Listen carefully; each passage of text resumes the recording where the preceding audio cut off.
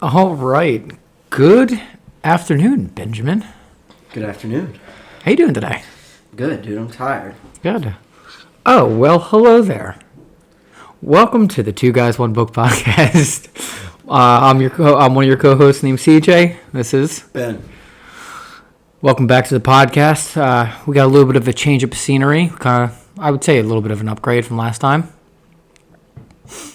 I'm not talking about the scrapped episode that got screwed up. Okay. Talking about the Sober living. Yeah. So I mean, from PHP to sober living. Moving on up. Step right? up. And my sponsor just follows along with me. Yeah. 100%, Very, dude. very nice. And as you guys can hear, we are currently at the Sober Living, so everybody can. We got people going in and out, so don't mind the roommates. So tell me, I know we talk every day as good sponsor and sponsee, but how about you tell everybody at home what you've been doing? It's really the same old stuff, right? Like, I've just been working, doing AA stuff. I started a new job on Monday. It'll be 2 jobs now. What are you doing? So, sales in a call center. Dude, yeah, back to the job where I first got sober at. So, like, somehow, right? I think I might be the first person ever. I barely showed up for work when I was in customer service. I quit, and they're hiring me back in sales now. So I get a promotion for that somehow. That's pretty cool. Yeah. It's funny how things work out that way.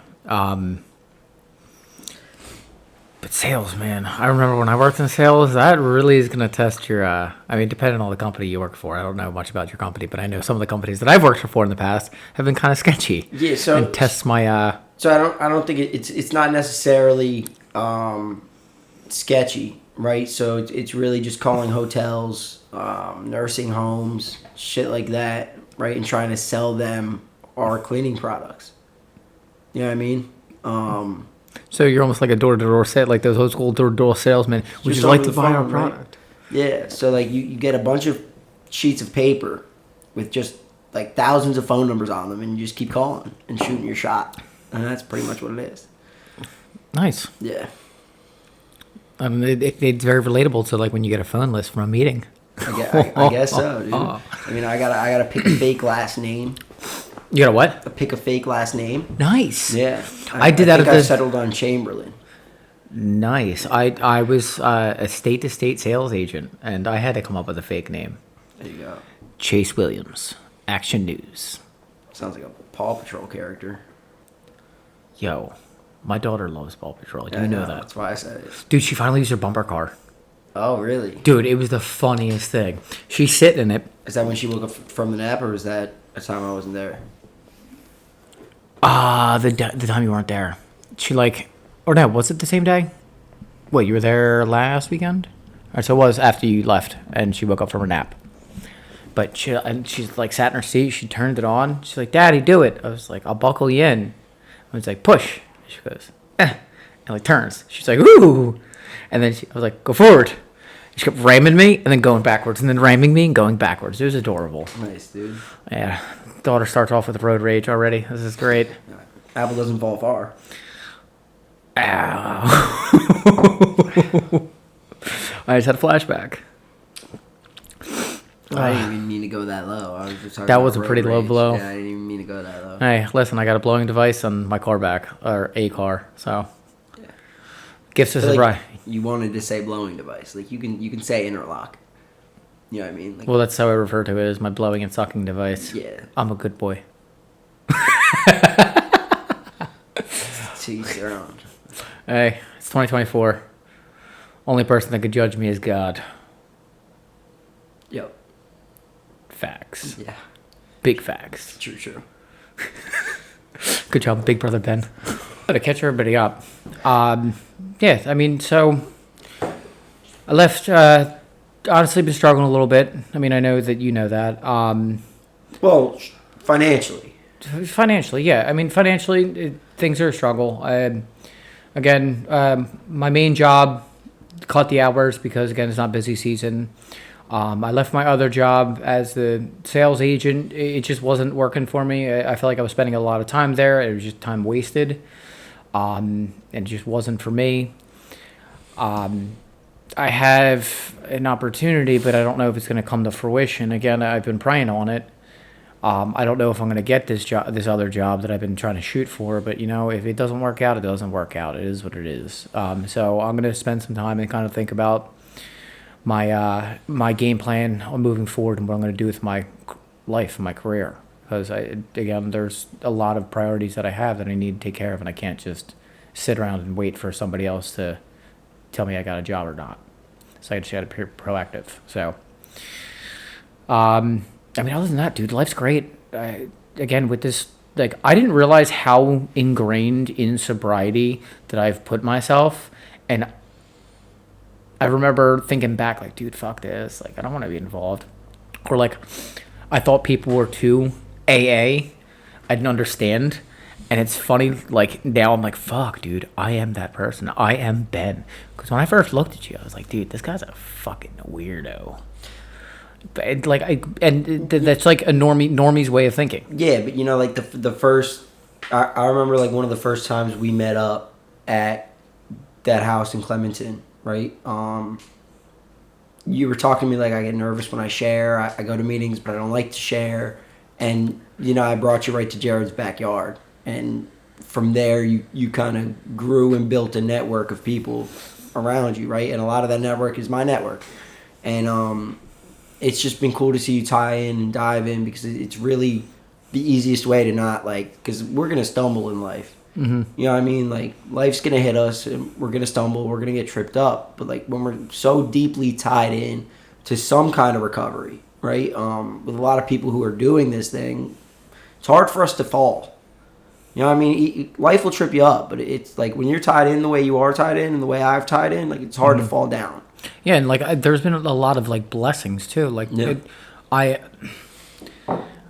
I'm now deeply involved with a nonprofit that is very beneficial for the recovery community, and and the only thing that I really did was just show up and just be in service to try to help out those and others, and other people have seen the effort. And you know what?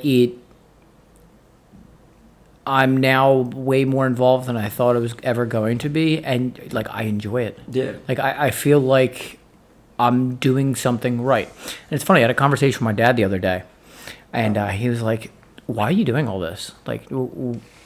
What's your intention behind it?" And I thought about it, and I honestly looked at him dead in the eyes. I was at first, 100% recognition. And I was listen, it's one of my character defects. I like doing things for recognition. But as time went on, it's less about me and more about helping others. I think you enjoy some of the control you get. Oh, dude, 100%. Yeah. I'm not gonna deny any of that. That's what I see. Oh yeah, no, I enjoy it. Yeah. And I like to be running things. Yeah. And I don't need to have the face of the operation. You just want to manage it. I just want to manage it. Yeah. I enjoy, but then I also enjoy seeing the smiles and happiness. Dude, we fixed up the back room, and I've had people come up to me man, dude, great work. We're so excited. This is great. I felt good. Right. And it wasn't the shallow, yeah, I did this. No, it's fulfilling. Yeah, I was you know what? People can actually use this. And that's the huge thing that changed in me is I went from doing it to fill my ego to doing it to help others and just see people happy. I'm doing it to see people smile. I want to see smiles on people's faces. And that's kind of what my driving force and a lot of things that I'm doing currently right now, especially with this podcast, is I want to be able to help people in the way that I wish somebody helped me. Because again, back room, a place to go. Fun things to do back there, an escape. This podcast, I didn't have a relatable podcast to listen to as an option. And that word is literally what I was going to say, right? I think it's the relatability factor that you're trying to reach with it, right? And I think that's important, especially on such a public platform, right? When you haven't found the rooms yet, if you're not ready to go to treatment yet, somebody sees this and one person resonates with it, and that's the win. Yeah, it's the little carrot, come here, yeah. come here. Yeah. But yeah, a lot of things are going well, you know. I can see you're looking a little irritated. You want to get something off your chest? You want to? I know you can't go into detail with certain things. Yeah, I mean, working in treatment, it's a business, right? And a lot of the times, they're going to make decisions that are best for the business, and sometimes they don't necessarily align with the principles and the things we learn and how to be in a 12-step program, right? Like the person I've been taught to be and have become morally, ethically, spiritually, not a lot of what we do on the business side of it aligns with that, right? And it can be difficult to draw the line for yourself, right? I think at the end of the day, the job I have is just a small part in this huge picture of business, of clinicians, of clients, of treatment plans, of case management, of all this different shit, right? And like, I have the opportunity to be at the house with them. And I think if I can keep it in that bucket, it's enough, right? Yeah. I get to have a tiny little positive impact on their daily lives where they're at home and they get to talk about their day and what happens at group. But like, once I start to mix my opinion in and like my own personality and opinion, is when I start to get discontent about what's actually going on, right? So sometimes it's just about remembering how small I am and giving it to God and just trying to actually fulfill what I feel my purpose is there. Yeah. Right? However, some things are just, you look at it and you're like, God, why are we doing this? Why is it like this? But, it's the nature of business, of any business, right? Yeah, and of course, certain businesses can be run a little bit better. But again, if we haven't stepped in those shoes, we can't really say too much. 100%. But again, there are basic rules and etiquettes. Like if you establish a rule, that rule should be carried out. And yes, there are certain unique cases, but yes, but at the same time, there are base rules. Yeah, that.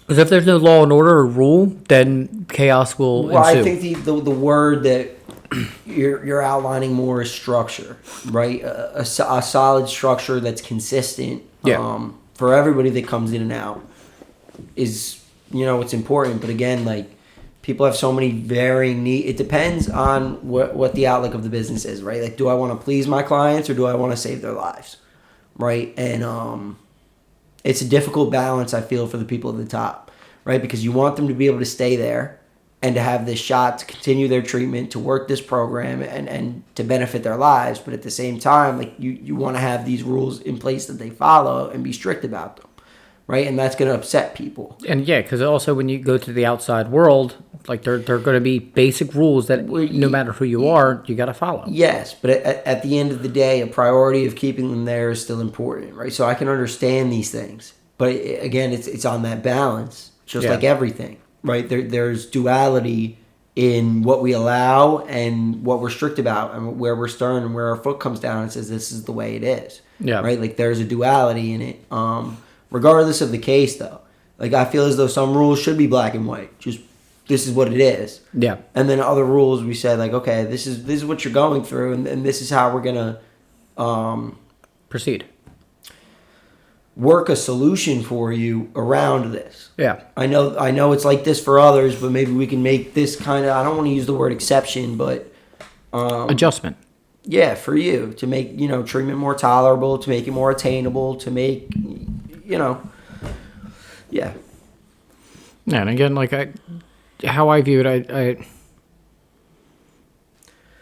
I again, understandable. I feel like there definitely need to be a heavier hand brought down on certain aspects. But again, I also understand that, like, yeah, they have to be flexible to a point. Correct. But if you're too flexible, then that sets a horrible precedent for other people in that program, because then they can walk all over you. Like, there's plenty of examples that I can think of off the top of my head when I was in treatment, where during a blackout period, somebody continuously left the house and just did not give a flying fuck. And, like, yes, things were, it's slightly done, but it's like, I feel like more that could have been done. Look, I've seen exceptions be made. Yeah, you can go out for an overnight pass. Yes, you can go out with this person. The person never comes back. The person comes back, they piss hot. And, to include certain housing rules, right, into an individual's treatment plan, to me is not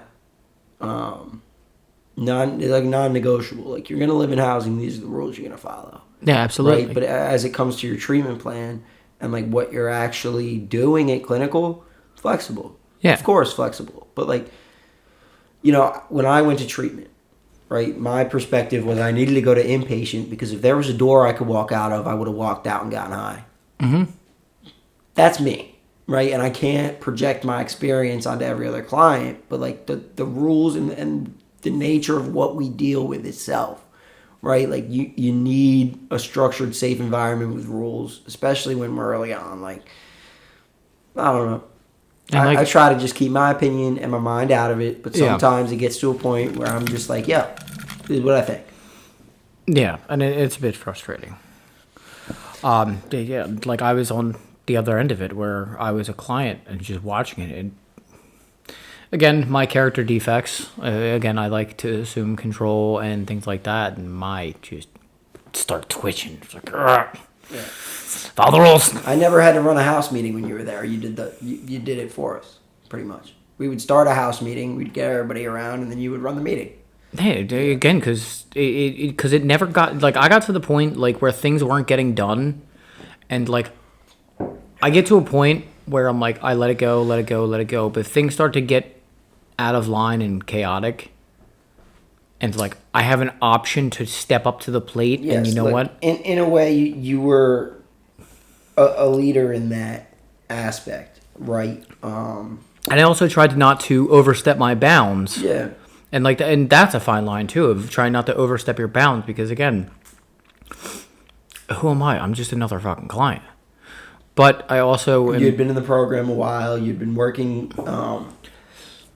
with a sponsor. You'd been in AA, and you were in a position to help some of the guys in there, right? Whether that was leading them to take care of their areas better or getting them out to meetings. That was really the first form of service you kind of got into, was the guys in the house, just from my perspective. But and it's nice because like I still talk to a lot of these guys that were in that house, whether they're still at that program on the outside world. Like it again, it goes back to it feels good to see them doing good and knowing that I was able to contribute, yeah, whatever it may be, help a hand, however big or small. Yeah, exactly. But let's move on from the frustration. Yeah, please, God. I know we were discussing a topic for today. I didn't know we were supposed to have a guest, but unfortunately the guest couldn't make it. But we decided to pick a different topic. And what was that topic that we agreed on, sir?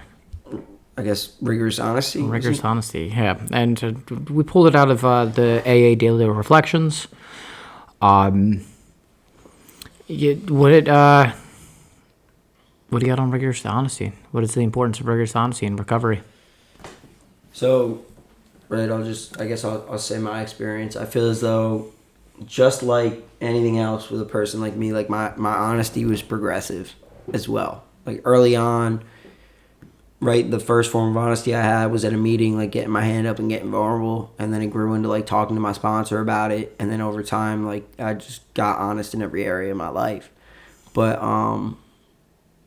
the feeling when we're doing something wrong, right? Like when I was using, right? That constant like looking over your shoulder, that constant thought of like, what the fuck did I tell this person? That constant thought of like something eating you up that you haven't gotten honest about. Like there's so much that goes into honesty. There's so much that honesty just solves.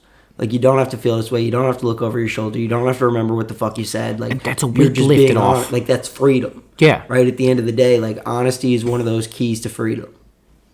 Yeah, and it's nice, especially with being honest, because there are a lot of things that I haven't been necessarily honest with in my entire life, and like it started off with again being honest in rehab, honest. Again, may not fully open up, being but honest how I felt. Yeah. And then working my way into the step down program, being more honest there, because again, like the more you hold back, the more it's going to weigh you down, because being dishonest and not getting true to yourself and actually digging deep to find a solution for the problem that you're facing, you're not. If you're never honest about it, you're never really facing it. Yeah, right? you're not gonna get any better, and that's kind of the outlook I took when entering treatment. Was I wasn't honest last time, and I ended up in the back of a police car because I crashed my car. And that's because I held things in and I didn't express how I truly felt, and I was afraid. But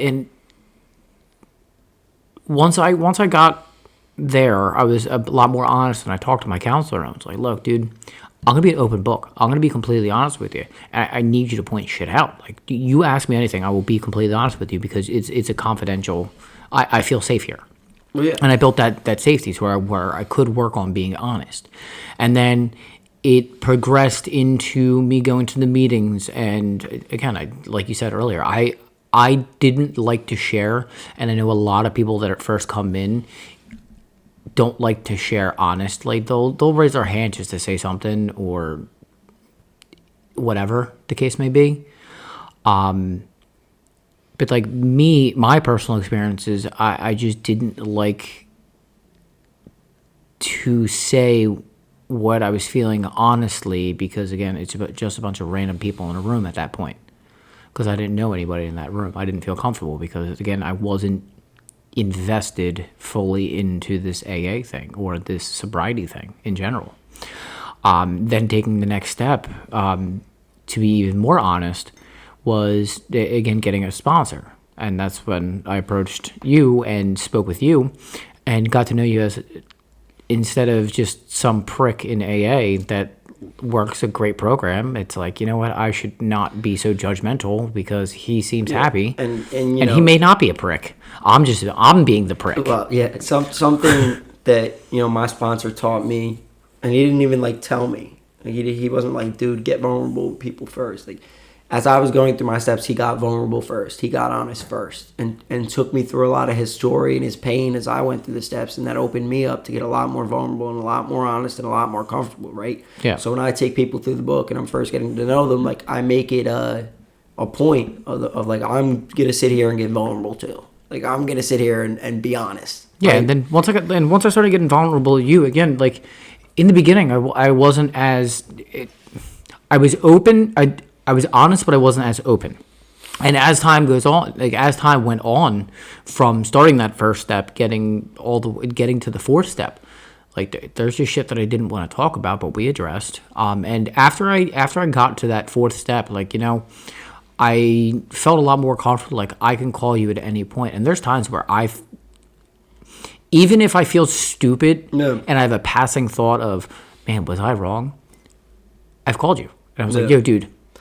It's cool what, like, if you allow it and are open to it, the relationships that can happen from a fifth step. Like, I've been gifted the same relationship with my sponsor where I can call, like, I just feel comfortable to talk to him about whatever, right? Anything. Any thought that's going on in my head, like, there's nothing wrong I can say to him. You know what I mean? And that's a cool confidence to have in another man. It's looking me deep in the eyes. Oh, all right. I'm uncomfortable now. It's okay. Keep coming back. It works if you work it. Where were we? Sponsorship. Yeah, okay. So, getting honest. And again, over time, like even if I think it's stupid and minuscule of a situation, like, I can reach out and call you like, yo, dude, am I wrong for this thought? Should I be this happy about something bad happening for a certain situation?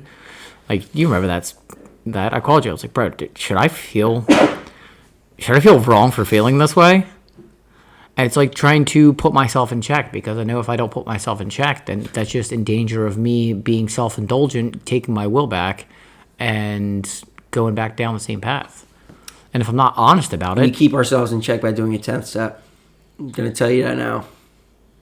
And sharing it with another man, because in reality, we can't keep ourselves in check. You're right. Can't do it by myself, right? But I can take an inventory every day, share it with somebody else, and let them keep me in check. Yeah. I guess I should let the viewers know that I have not been doing my 10-step. And Last night's was really good, dude. I was really Right? happy about it. I actually sat down. It was thorough. I threw on some lo-fi. Finally, not half-assed. Dude, I never have. I just don't type out the question. You just That was the first time you ever used a full sentence in your 10th step. It's a lie. I can pull up the receipts. We'll pull them up, dude. We'll go over them. All right, we will later. It's not appropriate time. I mean, full sentence. Like, yeah. Last night had to be Either way, I was proud, dude. Thanks. Either way, I was like, damn, let's go. Thanks, man. I appreciate it. No. Hey, Pato. Oh, yeah. Like I said, we're at a sober house, so everybody's walking in. Pat wants to come on and say hi. What's up, gang? But yeah, dude, honesty has saved my life, and I'm a lot more comfortable, and I feel so much happier. Like, I feel relieved. Yeah, like we're talking, free. yeah, and it's a weight off. Like,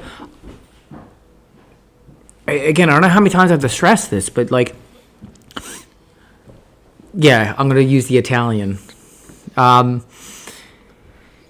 It's nice having the weight off my shoulders because I feel free to move. I feel free to accomplish things that I was holding myself back from, and being honest is really easy, but we just make it hard. Again, we're complex people with simple solutions. Am I wrong? It's complicated, people. Complex. Complex is fine. It's the same thing. Is it? Yeah, complex. Okay. Why you gotta do that to me? I don't know. Why you gotta fucking correct me? I don't know, dude. It's the same. It's almost the same word. Character defect. I guess Yeah, we'll call fucking it. nitpick. But yeah, dude, it's nice. Yeah.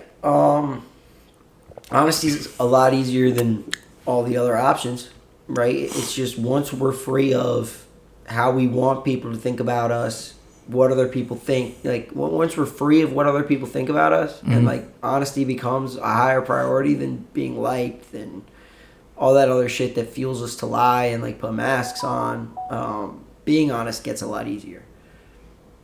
Right, and once you start and it feels good and you feel free and you're not worried as much anymore, like you don't want to stop. No. And that in itself becomes a good addiction. Correct. Yeah, but like I don't think any of us are addicted to honesty. I wouldn't. No, that'd be a huge problem. I wouldn't necessarily like. No, but Call it an the addiction of feeling free. Yes. Not the addiction. I wasn't talking about honesty. I'm just addicted to more, dude. If it makes me feel good, I want to do more. Yeah, I don't want to be. That's why I do AA. I don't want to be the character from that Jim Carrey movie I where just need more. you know that movie that I'm talking about, Which the one one? where Liar, Jim Liar. Carrey. Yeah, Liar, Liar. Yes. Top 5 childhood movie for me was Liar, Liar. Top 5.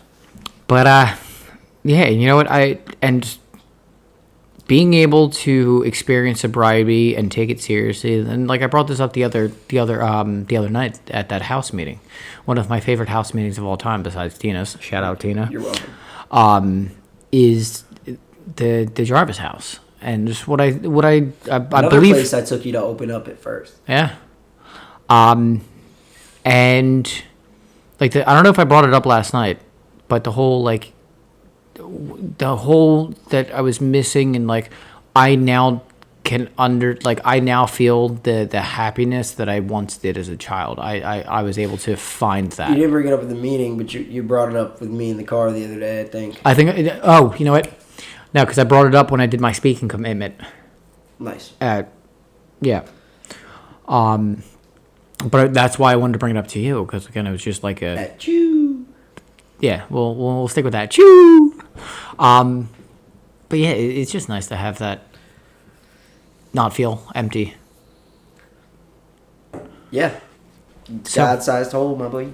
So something I want to start doing on the podcast too. Do a little segment, and we're gonna do a. Why am I nervous? Things you've heard in the rooms that you've actually experienced that you didn't think you'd ever experience. You know what I'm going to use because I said it last night at the house meeting. But what isn't it? Do you want me to start with the example and then you can feed off that one? I'll go ahead with that no answer and you just staring at me. So something I experienced that I never thought I would. Back in rehab, there was a guy who was flying out to California from Pennsylvania. And he was nervous of getting an airplane because he was going by himself. And what was recommended to him was, listen, if you ever go to an airport, go up to any guest services and say, hey, I'm looking for a friend of Bill W. And what they'll do is they'll announce it over the loudspeaker. I'm at gate A12. I'm looking for a... No. So they'll say,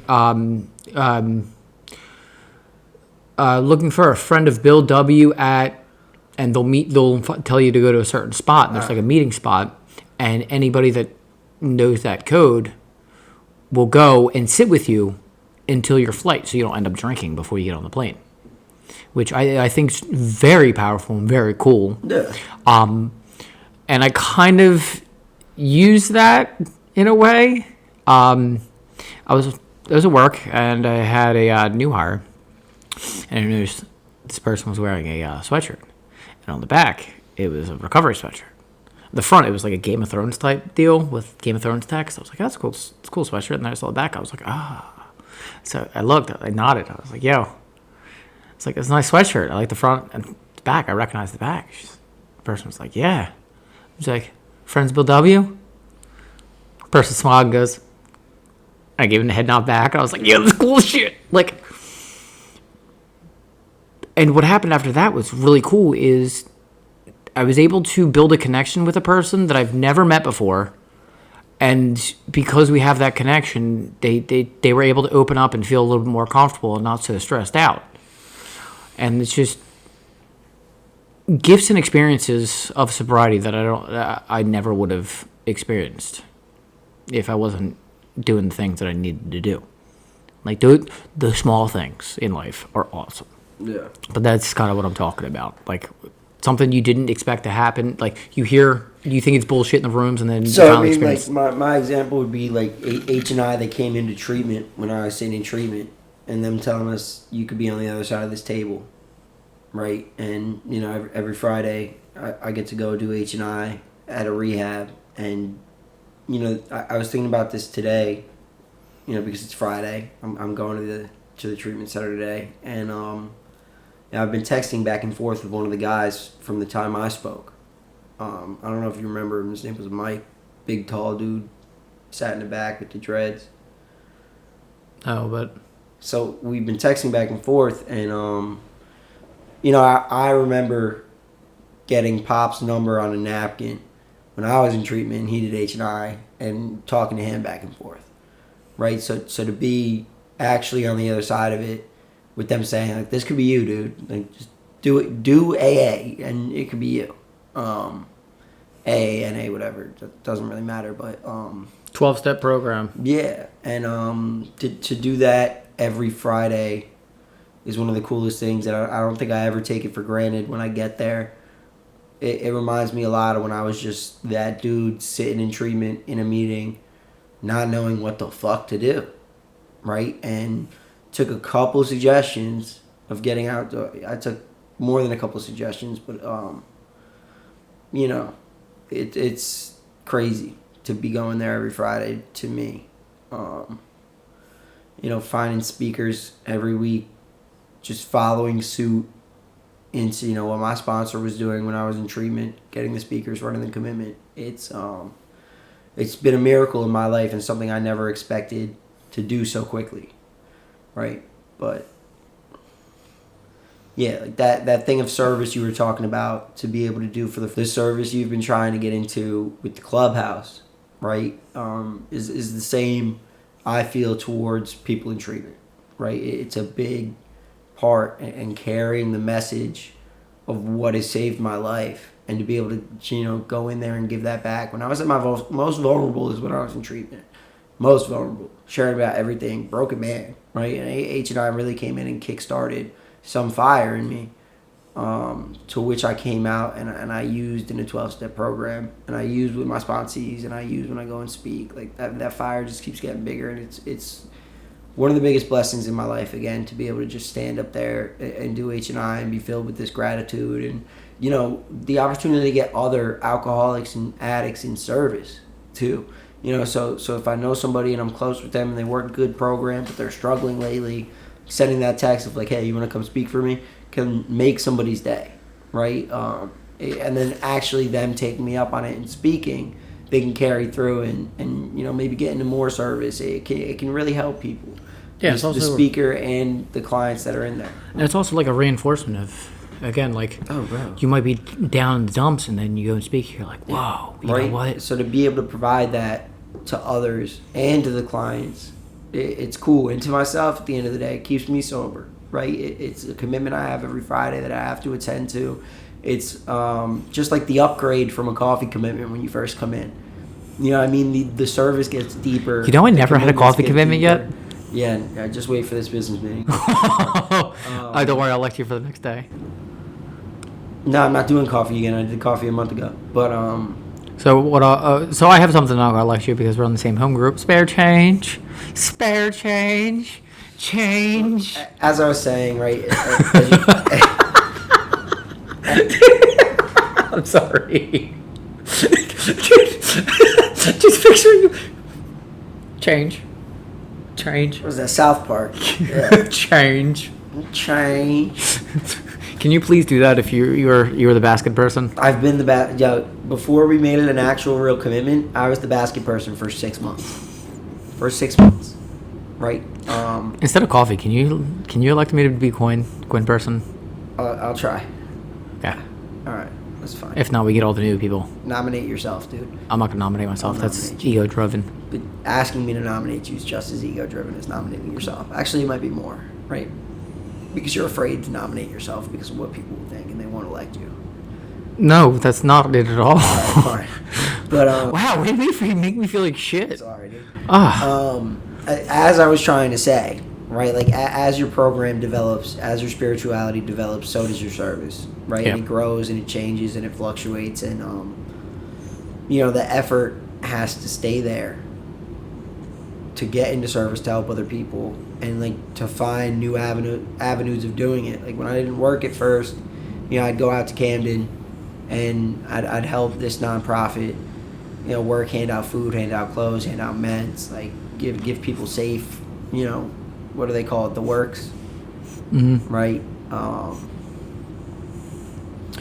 I don't know. It's been service is probably the most important part of the my program, and at the end of the day, for most of us, it's really where we unlock that whole new level of peace, fulfillment, purpose, and stay sober. Like that shit's fun. Like I didn't realize how fun it could. Sometimes it's not, but sometimes it is.